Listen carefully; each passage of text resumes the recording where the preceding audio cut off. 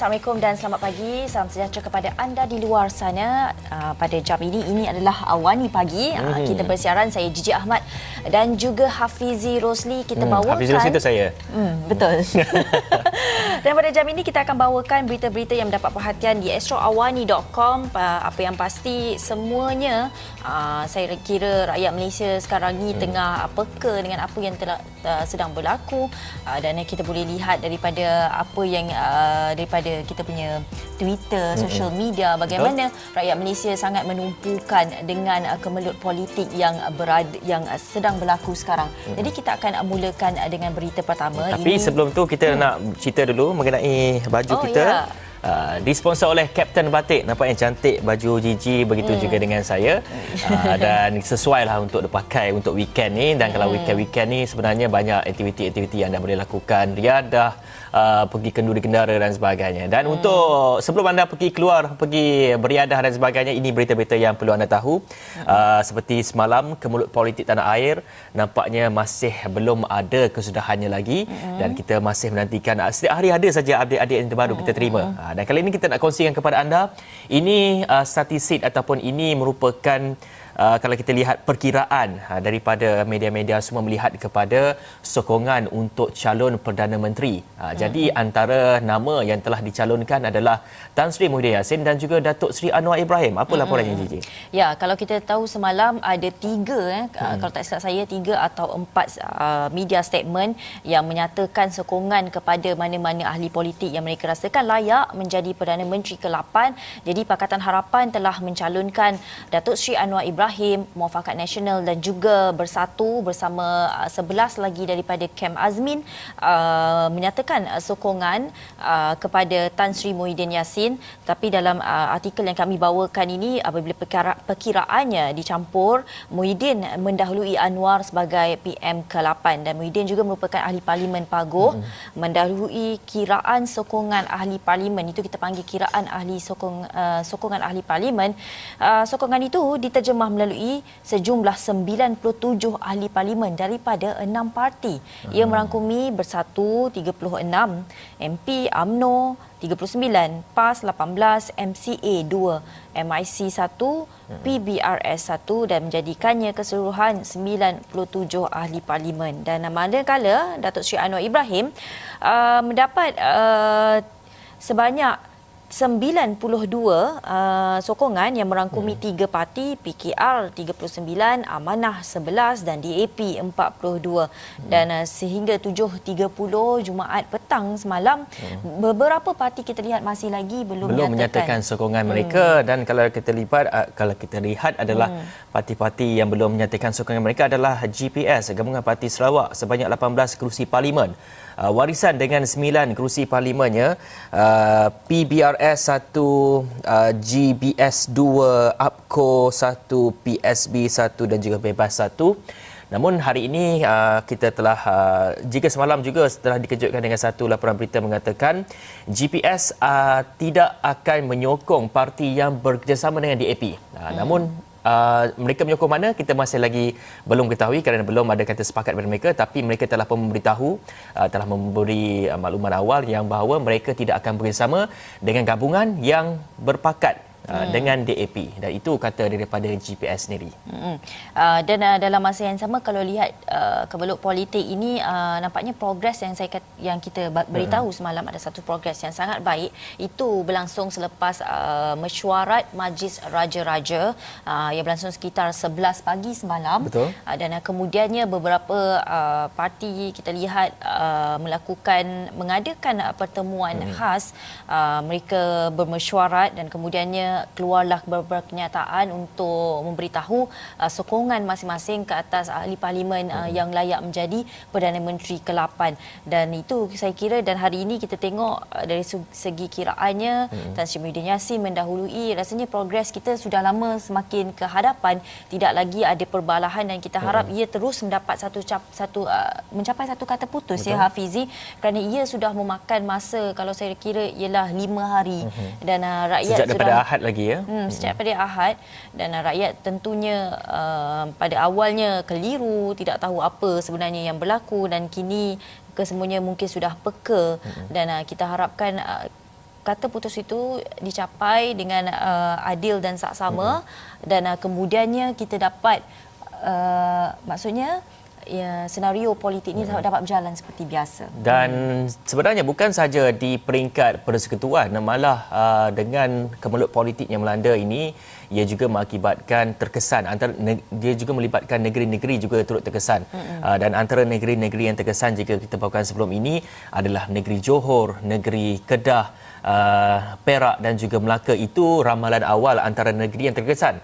Tapi semalam kita membawakan laporan satu pengisytiharan ataupun mengangkat majlis angkat sumpah Menteri Besar Johor yang baru, dan di mana Ahli Dewan Undangan Negeri Adun Benut Datuk Hasni Mohamad telah pun mengangkat sumpah sebagai Menteri Besar Johor yang baru, dan istiadat penyerahan surat pentahliahan dan pengisytiharan pelantikan Menteri Besar Johor itu berlangsung di hadapan Sultan Johor Sultan Ibrahim Sultan Iskandar, yang turut disaksikan oleh Tunku Mahkota Johor Tunku Ismail Sultan Ibrahim. Dan kalau kita dapat saksikan di paparan skrin anda sekarang, ini laporannya di astroawani.com, dan di mana muat naik di Facebook rasmi Sultan Ibrahim, pengerusi Badan Perhubungan UMNO Johor itu menerima surat tauliah pelantikan dan melafazkan sumpah menyandang jawatan dalam istiadat yang berlangsung di Istana Bukit Serene Johor Bahru. Dan kita dapat saksikan wakil daripada UMNO nampaknya telah pun diangkat sebagai Menteri Besar Johor yang baru. Dan kalau kita lihat kemelut yang berlaku di Johor ini, pada awalnya Johor memegang kerusi ataupun komposisi kerusinya berada dalam keadaan tergantung, dan dalam masa yang sama Sultan Johor memainkan peranan yang sangat menarik dan sangat baik di sini apabila memanggil ke semua ahli parlimen di Johor sana untuk bertemu dan ditemu duga, dan kemudian satu kata putus dicapai, iaitu kerajaan gabungan telah dibentuk dan Datuk Hasni dilantik menjadi Menteri Besar Johor yang baru. Ia dilihat sangat pantas dalam kemelut yang begini. Bagus jugalah tidak dipanjang-panjangkan. Dan kita sebenarnya ada wakil Astro Awani di sana, Hakim Rahman, yang sentiasa membawakan perkembangan terkini mengenai apa yang berlaku di Johor. Dan kalau anda mengikuti Hakim Rahman di Twitter ataupun di social media Astro Awani sendiri, kita bawakan apa mungkin laporan-laporan terbaru daripada Hakim Rahman dari masa ke semasa. Dan hari ini kita pasti akan dapat juga perkembangan terbaru dari sana, bagaimana hari pertama Datuk Hasni menyandang sebagai Menteri Besar Johor. Dan juga turut mungkin akan dijangkakan pada hari ini dari segi pengstrukturan esko-esko yang baru yang akan diumumkan nanti. Dan ia sekaligus menjelaskan ataupun menjernihkan keadaan sebelum ini yang katanya PH pun ada sokongan mereka, dakwa ada sokongan 28 adun, dan Pakatan ataupun Muafakat Nasional ini juga katanya ada sokongan daripada adun-adun mereka. Namun ia telah pun dibawa ke Sultan Johor, dan di mana Sultan Johor telah menetapkan untuk kerajaan baru ataupun satu kesepakatan baru ditubuhkan di negeri Johor, dan menamakan Datuk Hasni Mohamad sebagai Menteri Besarnya yang baru. Dan kalau kita lihat peranan institusi diraja di sini sangat jelas, sangat bold kalau kita lihat. Dan masa inilah sebenarnya antara kita daripada generasi muda atau generasi terdahulu mempelajari balik, menyelusuri balik bagaimana peranan institusi raja ini yang sangat penting dalam demokrasi berperlembagaan kita, dalam demokrasi beraja kita ini. Dan dalam masa yang sama, kemelut politik kita ini jangan dilupakan bahawa ia adalah salah satu yang sangat unik dan unprecedented, tidak pernah berlaku. Dan yang pasti pendapat-pendapat mereka yang bijak pandai perlu diambil kira, walaupun ada 2-3 pendapat yang berbeza, tetapi tidak mewakili benar atau salah lah saya kira, sebab ini adalah salah satu yang tidak pernah berlaku. Jadi kesemuanya perlu step back sikit lah, kita tengok balik dari keadaan yang sangat terbuka, bagaimana sesuatu perkara itu boleh diselesaikan. Dan satu lagi perkembangan kita nak bawakan, sekiranya tiada muafakat ataupun tiada sokongan majoriti terhadap Perdana Menteri, calon Perdana Menteri itu sendiri. Sebelum ini jika kita dapat saksikan MP 221 ahli parlimen yang menghadap yang di Pertuan Agong telah pun menyatakan ada 3 pilihan diberikan kepada mereka. iaitu menamakan Perdana Menteri, iaitu ada yang menamakan Datuk Seri Anwar Ibrahim dan juga ada yang menamakan Tun Dr. Mahathir Mohamad, dan juga satu lagi pilihan mereka adalah untuk membubarkan Parlimen. Justru SPR mengambil maklum mengenai perkara itu, dan ini kenyataan daripada SPR sendiri bahawa SPR sedia laksana PRU jika Parlimen bubar. Dan ekoran perkembangan semasa politik tanah air, kata pengurusinya Datuk Azhar Azizan Harun, dan dalam kenyataannya pada semalam Azhar berkata perkara 55/4 Perlembagaan Persekutuan menetapkan pilihan raya perlu diadakan dalam tempoh 60 hari selepas Parlimen dibubarkan oleh Yang di-Pertuan Agong, dan jumlah pembelanjaan katanya dianggarkan antara 750 juta ringgit hingga 800 juta ringgit berbanding 500 juta ringgit pada PRU 14 yang lepas. Kita nampak saksikan adanya peningkatan dari segi jumlah mungkin disebabkan oleh undi 18.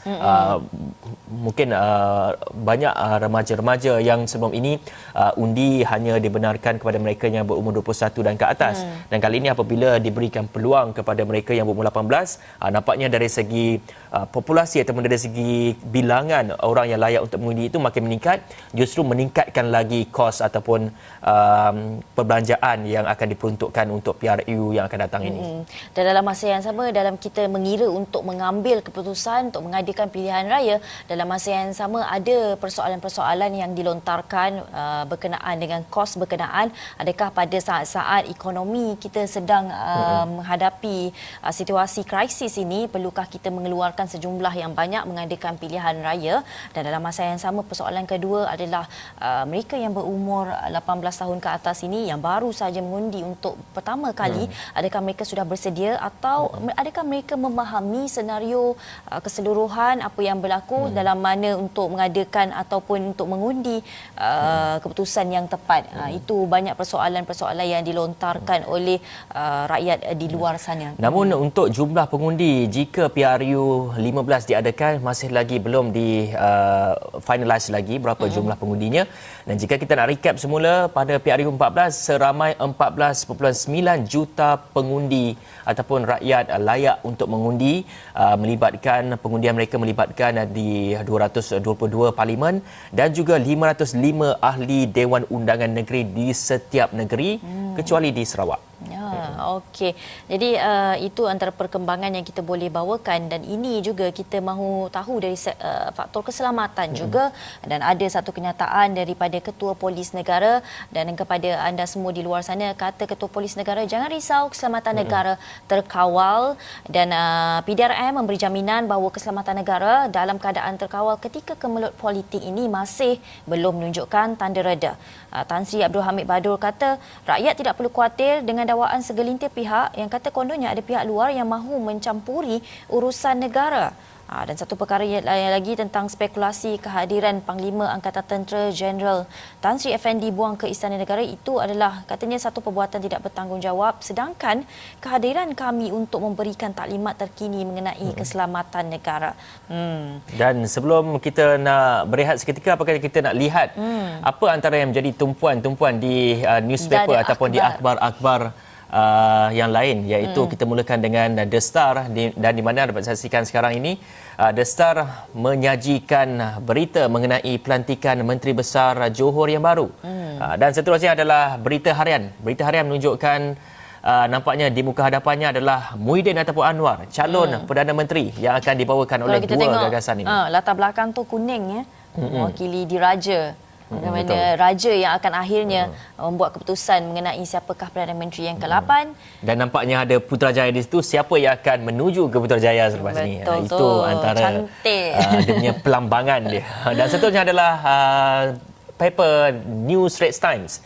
Dan ini yang ditunjukkan oleh paper New Straits Times, iaitu The Race for Support. Nampaknya masing-masing mengejar lagi jumlah sokongan masing-masing, jumlah ahli parlimen yang menyokong mereka, iaitu dapat saksikan ada Tun Dr. Mahathir Mohamad, ada Tan Sri Muhyiddin Yassin dan juga ada Datuk Sri Anwar Ibrahim. Dan seterusnya adalah harian Metro, dan di mana ini muka hadapannya kita dapat saksikan. Itu kita punya Yang di-Pertuan Agong, dan juga itu adalah tajuknya belum meyakinkan. Apapun itu front page muka hadapan akhbar pada hari ini. Kita perlu berhenti berehat seketika, kembali bersama kami selepas ini.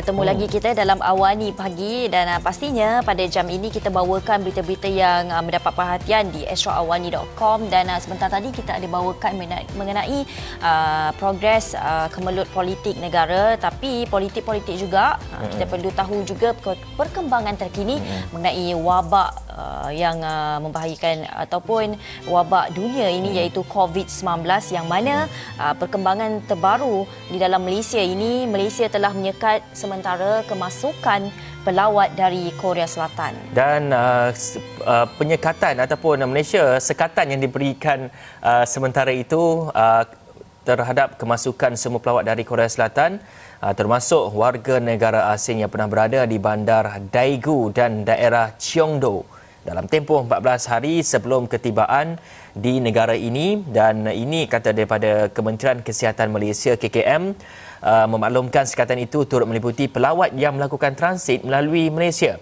Dan kenyataan itu turut menjelaskan warga negara Malaysia, penduduk tetap dan pemegang PAS lawatan sosial jangka panjang dan PAS pelajar yang pernah berada di kedua kawasan itu dalam tempoh 14 hari sebelum ketibaan ke Malaysia juga perlu menjalani saringan kesihatan oleh KKM.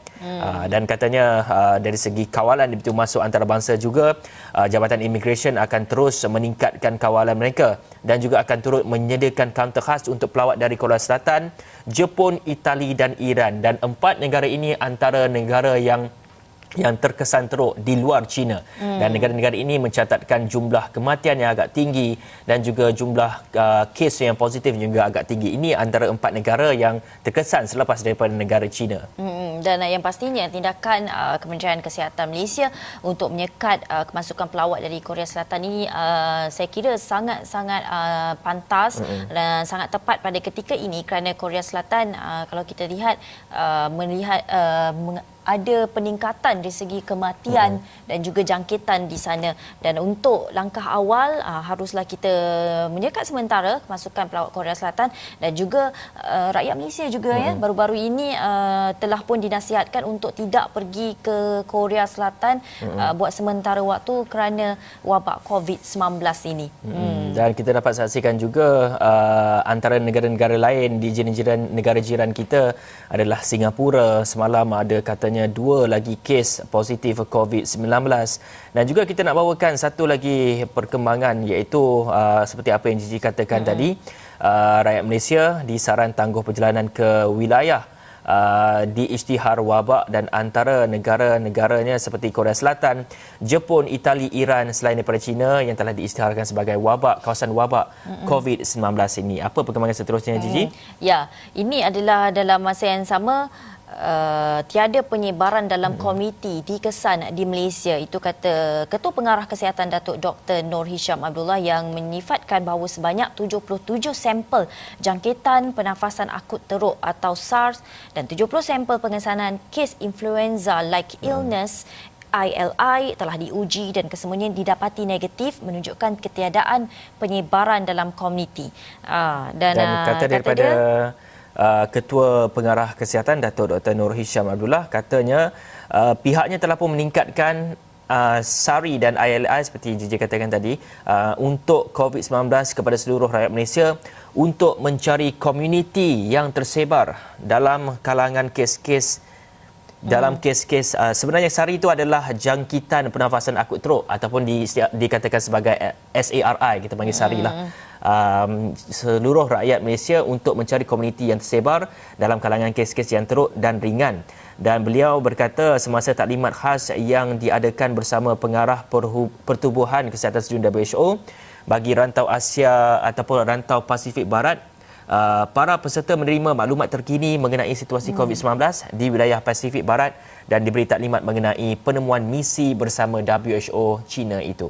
Ini antara perkembangan yang sangat bagus dan pastinya saya percaya Kementerian Kesihatan Malaysia melakukan satu tindakan yang menyeluruh dan juga berjaga-jaga di dalam kemelut politik ini. Kementerian Kesihatan Malaysia masih belum berhenti bekerja, masih meneruskan kesiapsiagaan mereka untuk menghadapi, melawan wabak yang sedang menular sekarang ini, iaitu COVID-19. Nah, bercakap mengenai COVID-19 ini, bukan saja mereka yang berada di barisan harapan yang terkesan ataupun yang mungkin ada potensi ataupun mungkin ada risiko untuk dijangkiti dan sebagainya. Namun kalau kita lihat semalam juga ataupun pada hari Khamis lalu telah adanya pakej rancangan ekonomi yang telah dibentangkan sendiri oleh Perdana Menteri Interim, yang ada sumbangan ataupun aliran tunai diberikan kepada mereka yang berada di barisan harapan yang mengendalikan COVID-19 ini. Dan kita juga ingin menyentuh dari sektor pelancongan, dan di mana industri pelancongan Malaysia katanya mampu hadapi krisis wabak COVID-19 ini, dan ini dinyatakan sendiri oleh Presiden MITA Uzaidi Udanis, iaitu isu penurunan wabak COVID-19 mungkin menjejaskan kadar kedatangan pelancong-pelancong antarabangsa terutamanya daripada negara China. Namun katanya penularan wabak COVID-19 yang bermula sejak kemuncak Tahun Baru Cina awal tahun ini menyebabkan kerugian kepada ahli Persatuan Pelancongan dalam Malaysia sebanyak 40 juta ringgit katanya kerugian, serta pembatalan tempahan hotel berjumlah sebanyak 95,972 sehingga 9 Februari yang lalu. Dan dalam masa yang sama, ya, kita ni Tahun Melawat Malaysia, dan kita memang mensasarkan pelancong dari China ini kerana pelancong dari China menggunakan perbelanjaan yang besar berbanding pelancong dari Eropah dan Australia. Perbelanjaan mereka saja, Afizi, $900 Amerika seorang kalau dia datang ke Malaysia. Dan jadi Tahun Melawat Malaysia itu memang sangat macam mengharapkan pelancong daripada China, menandatangan, membuka pintu kepada pelancong-pelancong dari China ini, tapi kita hanya mampu merancang dan Tuhan yang menentukan. Wabak COVID-19 ini pastinya adalah satu wabak dunia, bukan hanya berada di Malaysia. Jadi langkah berjaga-jaga perlu diambil, walaupun kita dah ada plan yang kita telah lakukan, kita rancang daripada awalnya. Dan satu perkara yang anda perlu tahu, selain daripada China, negara-negara yang kita ataupun menerima ketibaan pelancong teramai adalah daripada Singapura dan juga negara-negara jiran yang lain seperti Thailand dan juga Indonesia, dan difahamkan ia disusuli terus dengan negara China yang turut menyumbangkan jutaan pelancong mereka setiap tahun untuk datang ke negara kita. Dan dengan adanya pakej rancangan ekonomi yang dibentangkan ini, iaitu peruntukan sebanyak 20 bilion ringgit, MITA menyatakan rasa puas hati melihat kepada rancangan itu, yang juga salah satu insentifnya adalah untuk memperbaiki dari segi prestasi sektor pelancongan di Malaysia. Dan kita nak terus ke laporan seterusnya. Walaupun kita ni sedang mengadakan langkah berjaga-jaga, bersiap sedia melawan jangkitan COVID-19, tetapi masih ada juga pihak yang tidak bertanggungjawab menyebarkan berita-berita palsu. Itu kita boleh lihat daripada awal penyebar ataupun kemunculan wabak COVID-19 ini, sebab pelbagai sangat maklumat palsu. Masih lagi ada maklumat palsu, dan ini kita laporkan di Johor Bahru, iaitu dakwaan 6 kedai TNB berisiko jangkitan COVID-19 adalah palsu. Jabatan Kesihatan Negeri Johor menafikan bahawa 6 buah kedai Tenaga Nasional Berhad TNB di 3 daerah di negeri di Johor dikategorikan sebagai berisiko tinggi adalah palsu. Dan JKNJ menerusi kenyataan yang dimuat naik di laman Facebook rasminya, berkata perkara yang tular itu di laman sosial adalah tidak benar. Orang awam diminta tidak menyebarkan viral yang tidak sahih ini kerana mengakibatkan situasi panik, dan mereka yang akan membuat demikian akan dikenakan tindakan mengikut Seksyen 233 Akta Komunikasi dan Multimedia. Dan satu lagi perkembangan di luar negara yang mengejutkan kita juga melihat kepada COVID-19 ini, timbalan Presiden Iran, antara 7 pegawai kerajaan disahkan positif COVID-19, iaitu timbalan Presiden Iran Mosumeh Ebtekar menjadi antara sekurang-kurangnya 7 pegawai kerajaan yang disahkan virus membawa maut itu, dan di mana Republik Islam berkenaan kini mencatat 26 kematian akibat penularan wabak. Dan sebelum kita ingin berpisah, satu lagi perkongsian yang mungkin agak menarik untuk kita semua adalah ini beritanya, iaitu Najib Rosmah bakal tampil dalam Dirty Money terbitan Netflix. Apa dia punya perinciannya, Gigi? Ya, ini semalam kan bila kita bawakan berita ini, kita lihat banyak juga retweet dan juga perkongsian yang ada di social media. Dan kita tengok berita ini adalah mengenai satu siri dokumentari siasatan jenayah terbitan Netflix bakal menampilkan bekas Perdana Menteri Datuk Seri Najib Razak dan isteri Datin Sri Rosmah Mansor, yang mana Dirty Money akan mengetengahkan isu-isu berhubung kes perbicaraan 1MDB dan isu rakaman perbualan audio dilihat akan muncul menerusi video promosi trailer di akaun rasmi YouTube Netflix. Dan menerusi video trailer itu, ia memperlihatkan secara ringkas Najib sedang ditemu ramah dan ia berkisarkan mengenai politik.